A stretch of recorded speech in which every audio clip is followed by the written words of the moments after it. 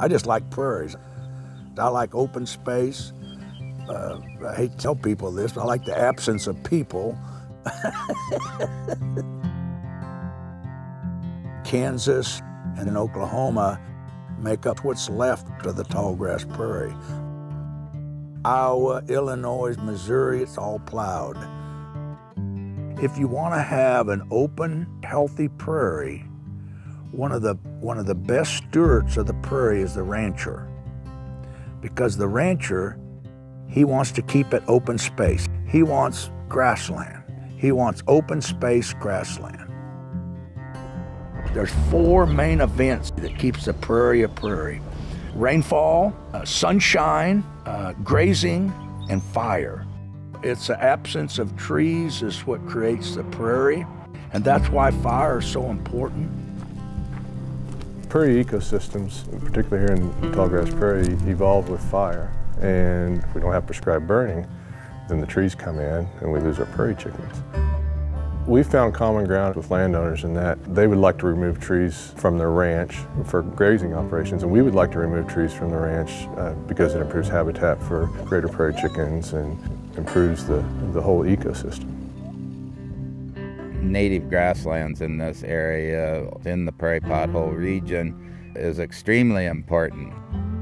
This area is extremely prone to drought, but if you've got good cover on the land, it tends to slow down the movement of water.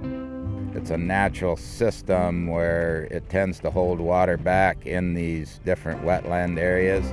By having more diversity out on the landscape, we can be more resilient to drought. Much of our work in South Dakota is in part of the prairie pothole region. Generally, that area is known to produce at least 50% of the migratory waterfowl in the nation, and so it's incredibly important to all parts of the nation.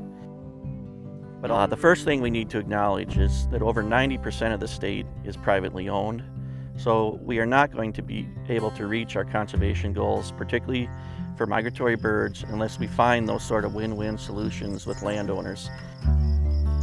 Ranching in central South Dakota is a challenge from the weather to the economy. So that starts to increase the amount of land conversion to crop farming. And so that starts affecting the landscape all the way from flooding to water quality to endangered species, soil health, the list just goes on and on. We derive a lot of our goods indirectly and directly from the soil. And so if we destroy our soils, we're going to pretty rapidly diminish our society as well. And those individual landowners and ranchers, they can have a key role in forwarding soil health. So in order to keep a rancher ranching, he's got to be viable. And that's where partnerships come in. The technical support is what I need, because I don't have that anywhere else, and I don't have time to read all of that. I need the people and the agencies to come out here and be with me too. Getting down in the dirt, and we look at the soil, we look at the plants, and while we're doing that, I'm visiting with them the whole time, and I'm asking them questions, they're asking me questions, and we just got this information going back and forth. Maybe 20, 25 years ago, we didn't communicate. They were probably as scared of us as we were of them.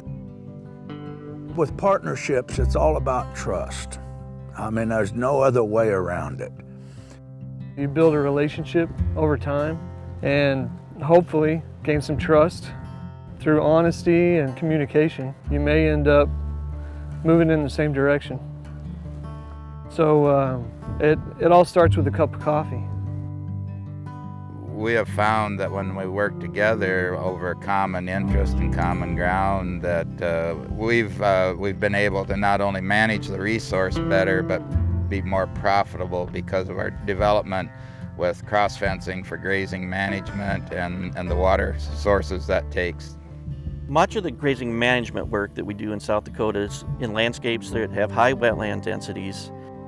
The embedded wetlands within that pasture also receive a lot of benefits in terms of water quality and watershed integrity.